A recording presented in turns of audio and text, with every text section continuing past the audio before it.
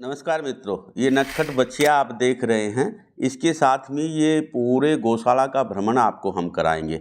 आज ये नटखट जो बछिया है, इसकी पहले एक बार कहानी आपको बता दें। ये देखो गौ माता है और इसमें जो ओरिजिनल इसके जो बच्ची है उसके साथ में ये जो नटखट बछिया है ये भी दूध पान करी, यानी एक ही गौ माता इन दो का पान करा रही है।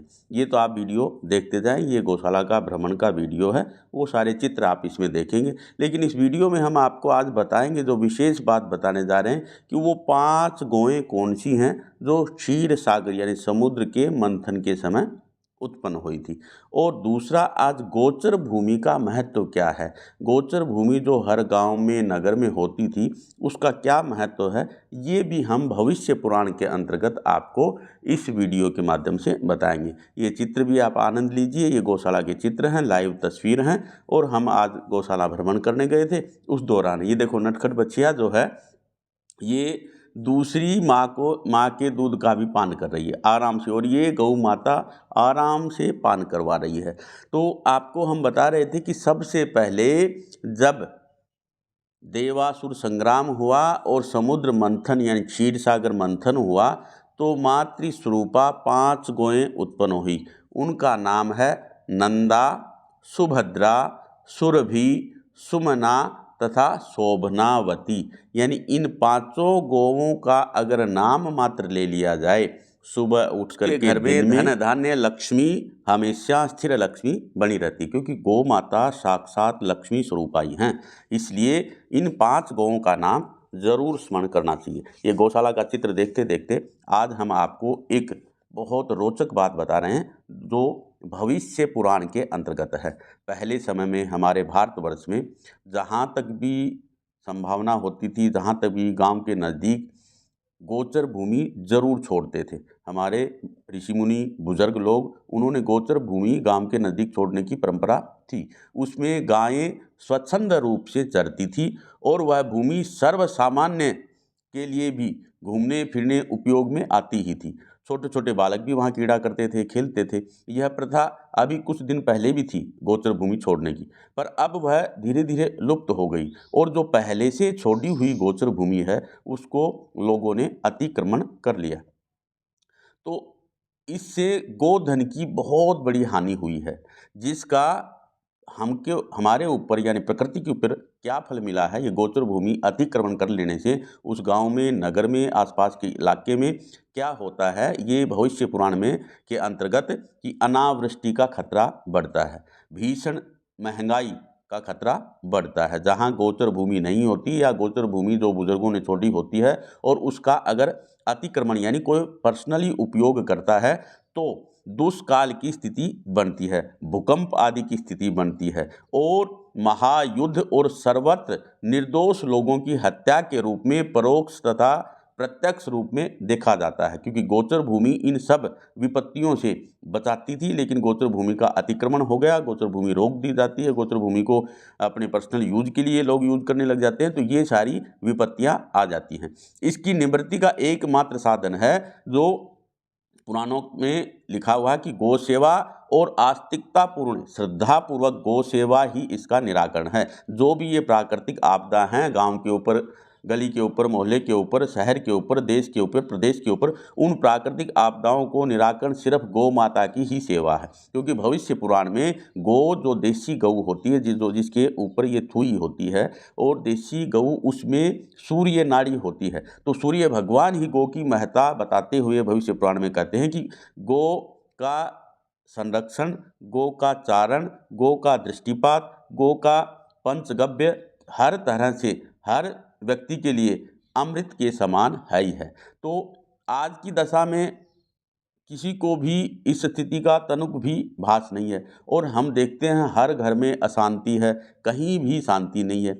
इससे अधिक और चिंता की बात क्या हो सकती है। इस दृष्टि से हम सब से यही प्रार्थना करेंगे कि ग्राम के, नगरों के जो चारों तरफ गोचर भूमि थी उस गोचर भूमि का उत्सर्ग करें, यानी गोरक्षण भूमि को जिन जिन के लोगों के हाथों में है उसको छुड़ा करके और गऊ के निमित्त जो बुजुर्गों ने छोड़ी थी उसमें सिर्फ वो गोचर भूमि गऊओं के ही काम आए।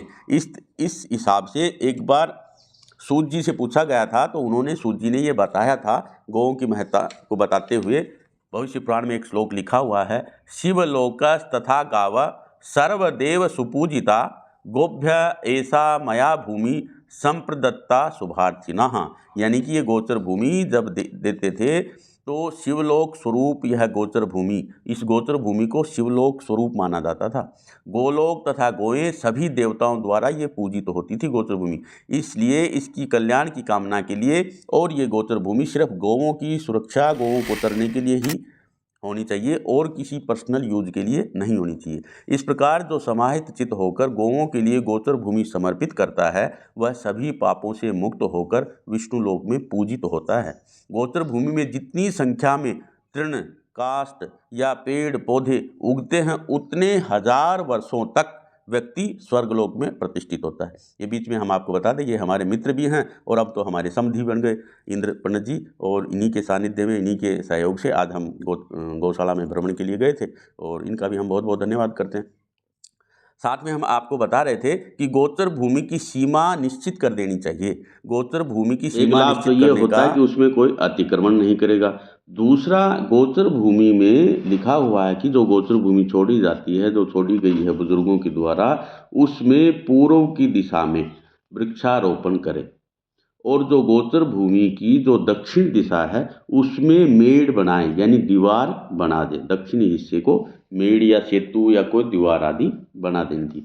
और पश्चिम हिस्से में कटीले वृक्षों का रोपण करना चाहिए। इसी तरह से गोचर भूमि के उत्तर हिस्से में कुएं का, बावड़ी का, तालाब का, जोड़ का, यानी पानी का साधन का कोई न कोई बना देना चाहिए। ऐसा करने से कोई भी गोचर भूमि का एक तो सीमा का उल्लंघन नहीं करेगा। दूसरा, नगर और ग्राम के नज़दीक ऐसी छोड़ी हुई गोचर भूमि, इससे नगर और गांव पे आने वाली जो आपत्ति है, विपत्ति है, प्रकृति का जो प्रकोप है, उससे गांव के लोग का बचाव होता है।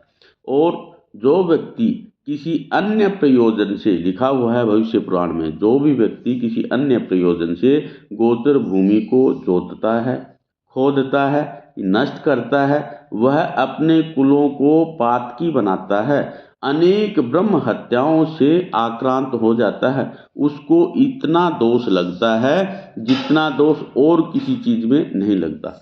जो भली भांति गोचर भूमि का उत्सर्ग करते हैं और उत्सर्ग की हुई गोचर भूमि का संरक्षण करते हैं, उनके पितृ हमेशा उतने वर्षों तक स्वर्गलोक में, विष्णु लोक में, शिव के लोक में निवास करते हैं जितने वृक्ष वहाँ उस गोचर भूमि में, पत्ते, वृक्ष, पौधे जितने रहते हैं, इतने हजार वर्षों तक उनके पितृ तृप्त होकर के और स्वर्गलोक में निवास करते हैं।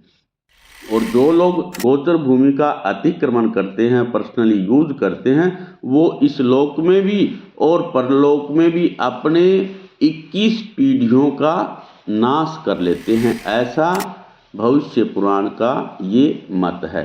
इसलिए गोचर भूमि छोड़े और जो बुजुर्गों की गोचर भूमि है उसमें सिर्फ गौवें चरे, पेड़ लगाएं और जो शास्त्रोक्त विधान है कि पानी आदि का निर्माण हो, पश्चिम दिशा में कटीले पेड़ हों, दक्षिण दिशा में मेड़ या कोई दीवार आदि बनाएं और इसी तरीके से गोचर भूमि का संरक्षण जरूर करें। इससे गांव वृद्धि होगी, गायों की रक्षा होगी और गो वृद्धि हर तरह से लाभदायक है, क्योंकि गो में साक्षात लक्ष्मी का वास है, सभी देवी देवताओं का वास है।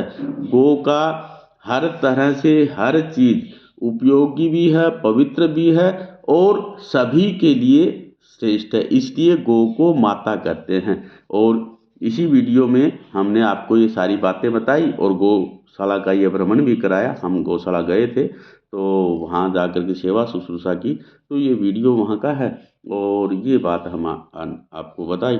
आशा है आपके नज़दीक में अगर कहीं गोचर भूमि है, आपके गांव के नज़दीक आदि में, तो उसका संरक्षण आप करेंगे।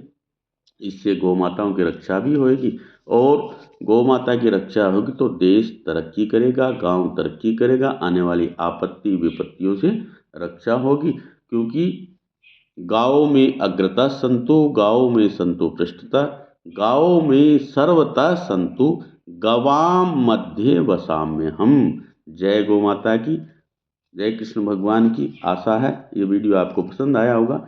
ज़रूर एंजॉय कीजिए गौशाला का। और इस नन्ही और चुलबुली बच्चिया ने जो आज आपको कौतुक दिखाए, वो वीडियो में हमने कैच किए, वो आपको दिखाए। और ये भविष्य पुराण के अंतर्गत जो ये बातें थी, ये हमने आपको बताई। नमस्कार, पुनः मिलते हैं इसी तरह किसी नए वीडियो के साथ। तब तक के